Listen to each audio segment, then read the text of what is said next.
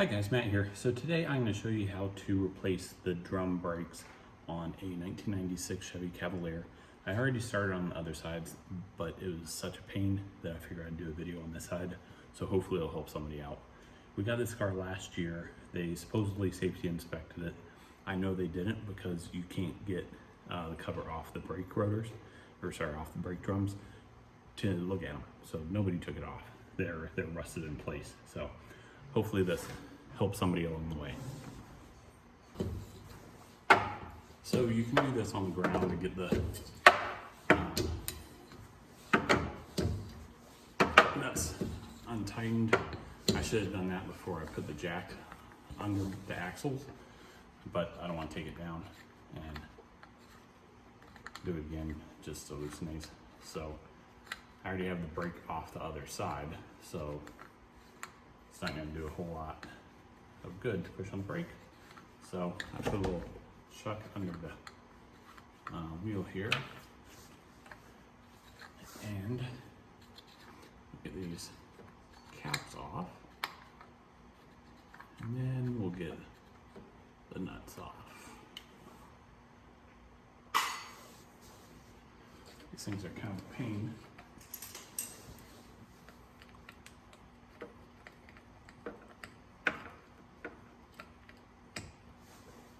I figured it'd be too big to do that. Let's do that.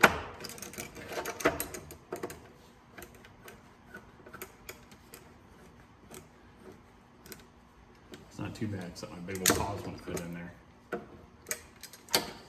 Doing this, and I don't care if I scratch the pristine 1996 hubcaps or not. There we go.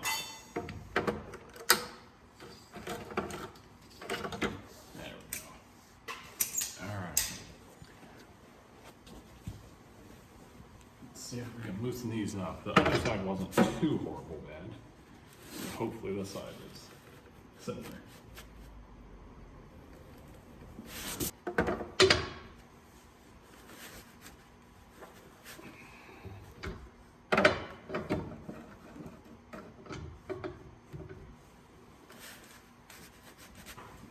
Out of the way. Should be able to turn these.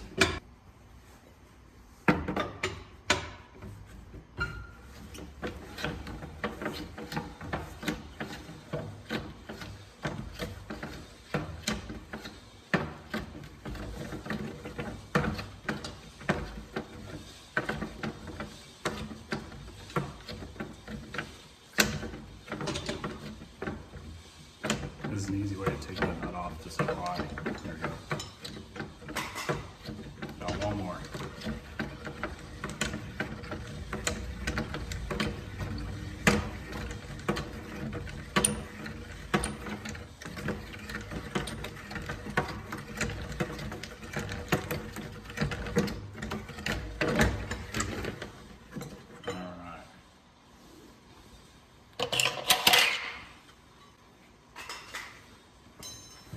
Now, the problem on the other side was getting this a little bit off, but more so the brake cover. So, let's give this a few whacks and see. This one is actually a lot easier than the other side, by far.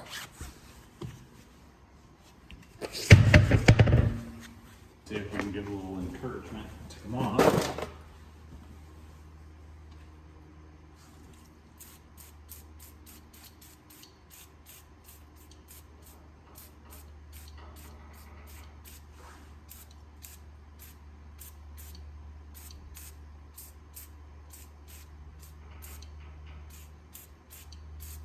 All right, let that sit for a minute. I'm gonna go get a wire brush.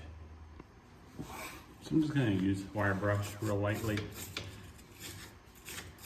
to scrape any rust off the kind of the seam there between this hub.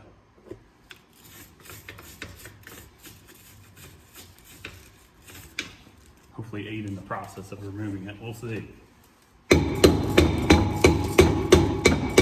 Alright, before you do this, make sure whatever penetrating oil you're using isn't flammable.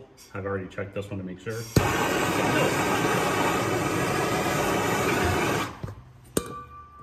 Let's see. There we go. All right.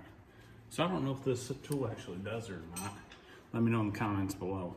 But on the end here, let's see, where the end of my needle nose pliers are right there, you can see there's a little post in there that comes from the back, comes through that, and it's like a key. It has a slit one way. That little post comes through, and then you turn it to keep the spring on. So the only way I know to get it off is to use needle nose pliers on each side, push that spring in, and then use another set to turn that post. So if you know an easier or better way, definitely let me know in the comments. That way other people know as well. Like, I am definitely not a professional mechanic, but I've been able to replace a lot of things myself through YouTube, which helps me. So I try and help others when I can for the same reason. You know, taking it to the mechanic for several $100s. You know, if you can do it at your house safely, is a huge benefit. You know, if you don't feel safe in doing it, and that you're going to get it put back correctly, definitely, you know, it's better to take it to a mechanic, but to each their own.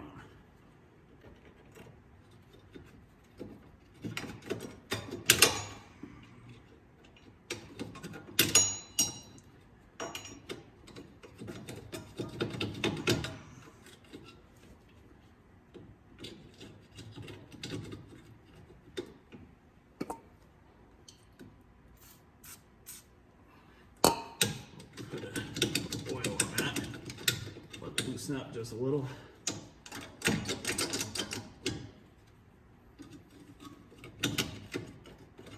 There we go. I think it's going to be able to turn now.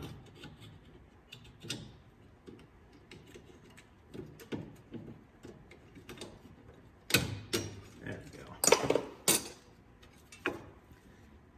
And I don't know if I've shown you this. This is Blaster. This works really well to help get rust off junk, to loosen up parts. So, in case you've never seen it or used it, it's good to use. So, let's get all this junk out of here.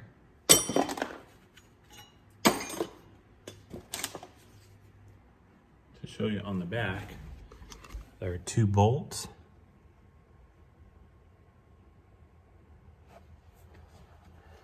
Right here, and there's one just like it on the other side to hold this brake cylinder on. The brake cylinder is all rusted and falling apart. On the other side, it's worse. This one is just caked in dirt, but it's rusted and falling apart. If you scrape this off, you'll be able to see it. But it is, so we're gonna replace both since we're doing it. So. Now, I had the same issue with the other side, and I kept stripping that nut off. So what I'm going to do is I'm just going to take this whole brake assembly off, including the dust plate, and we'll do it that way. So now I'm going to take that bolt, the one on the other side, those 4 off. So then this whole dust cover will come off.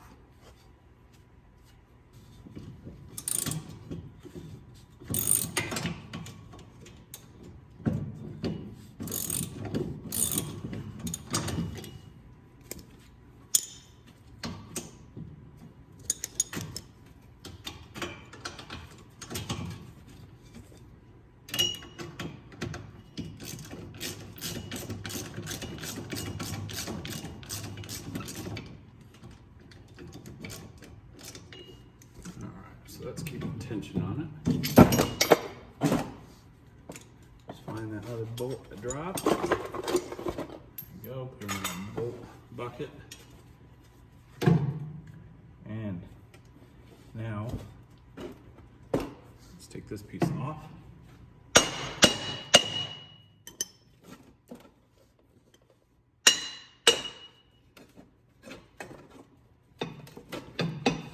There we go. Take that off, set it aside. It's evading me. There we go. And we'll slide this off. So now we'll take this down to the basement where we have plenty of white and we have a vise, and we'll get this off. First, I'm going to clean some of these parts up. A little brake cleaner on this. Let that sit for a second. So let's see, this goes through here this way. Get my 2 bolts for this.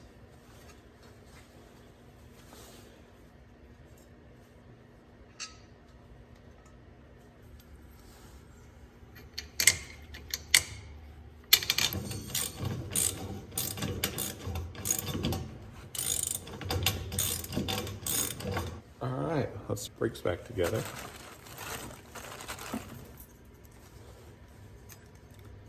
Let's get the pieces we need out of this kit. You see, one shorter than the other, the longer one goes to the back. This little cutout divot goes up on both sides. So you're gonna flip this one up. The e-brake levers on the back.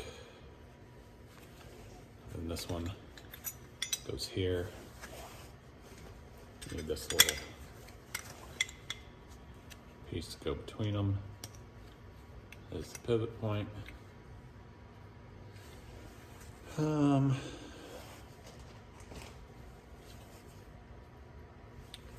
go and stick our spring on for here. This will go like this on the back. Let's set that to the side. Let's put the e-brake back through the hole in the dust cover. Alright, got that through.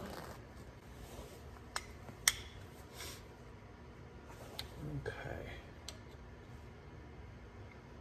Let's get that.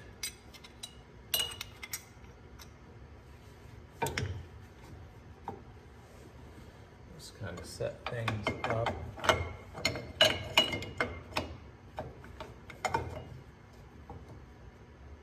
Go ahead and get this side on.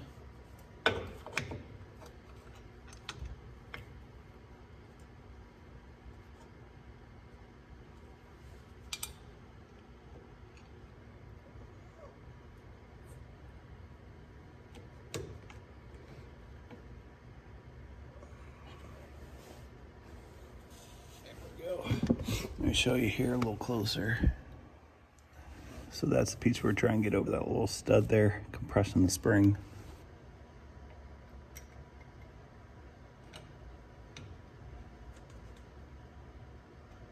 All right. Switch that spring around.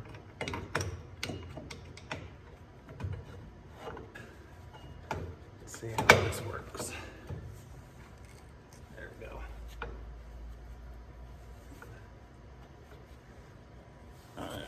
Get you closer here so you can see, hopefully.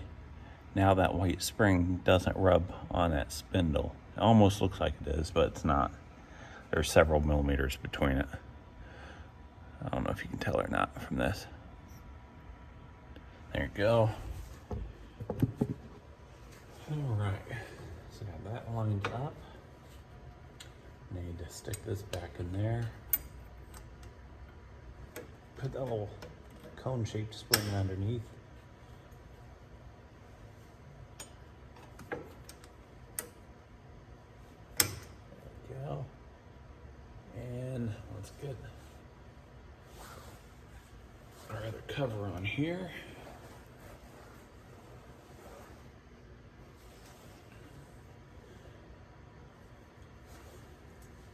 Let's put our pin through the back.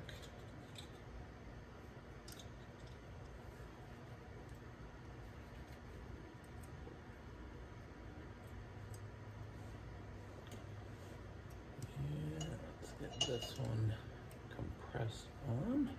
So finally got it on, and then put this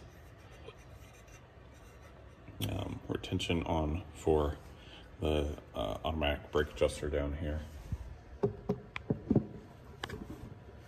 We'll put our springs on.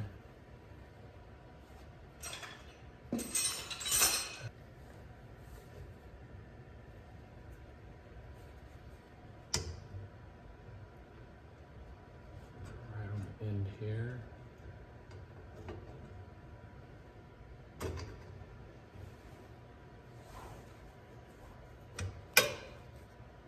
Let's get our other one on. It goes on the second hole down.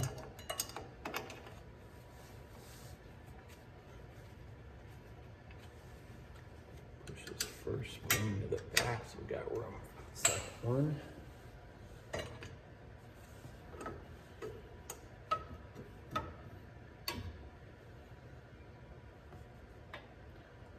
Definitely watch your fingers. This will pinch you like no other. All right. And let's put our cover on and see how we're doing. May need to adjust it. Yeah, we will for sure.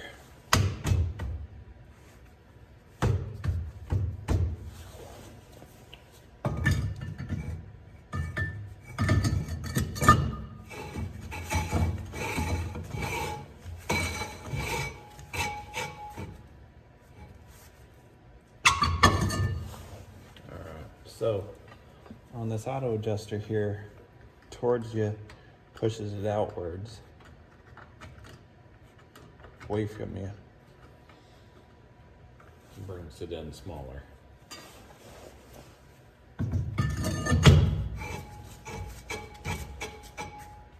So we should be good there. We'll try it and see. If need be, we can take it off and adjust it.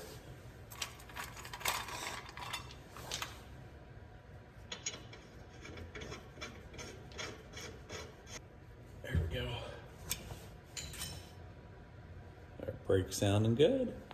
All right, so we'll bleed these brakes and we'll put our tires back on. We'll be done. Brake line here on the back, I'll show you. Oops, there we go. In this case, the little silver one. There's a brake line coming in, and this one is the one to bleed the brakes. You just unscrew it. When you do, brake fluid will leak out. You do it till you have no air, and then you switch over and do the other one. I like to come back and do each one again just to make sure. Okay. Push the brake. Good, and then let off. And then I'm gonna turn and push the e-brake. E-brake. Good. All right, guys, and that is it. Repairing the rear brakes on a 1996 Chevy Cavalier. As always, if you would, please like, share, and subscribe. Thank you. Have a good day.